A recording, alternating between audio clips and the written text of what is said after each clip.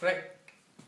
Jeg vil bevise, at det gælder for funktionen ax plus b, at det gælder, at f-mærke af x er lig med a. Og der er altså tale om en lineær funktion her. Og jeg vil starte med at skrive sekanthandling op. Jeg har lige hurtigt skrive 2 punkter.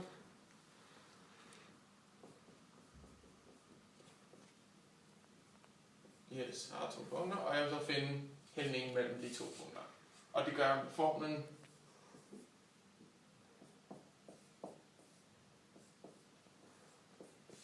funktionen af x minus funktionen af x0 minus x, eller divideret med x minus x0. Og det gælder her, at funktionen af x er det samme som ax plus b, så det sætter jeg ind. Ax plus b minus ax0 plus b divideret med x minus x0. Og så kan jeg så se, at jeg kan ophæve parenteserne.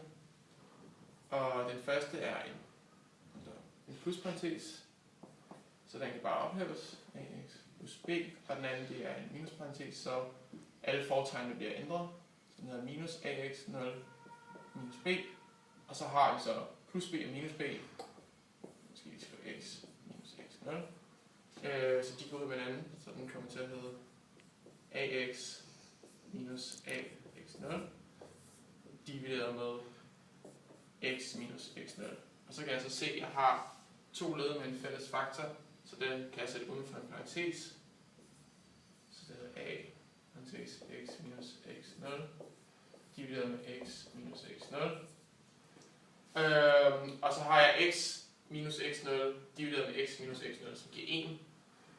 Så det kommer bare til at hedde a gange 1 lige med as kantelingen. Og så går jeg så til grænseovergangen, hvor jeg lader x gå mod x0. Det er skidt. X mod x0. Og det er så det samme som at sige, at a går mod a. Nej. Ja. Så derfor så er f-mærke af x. Skål. Det var godt.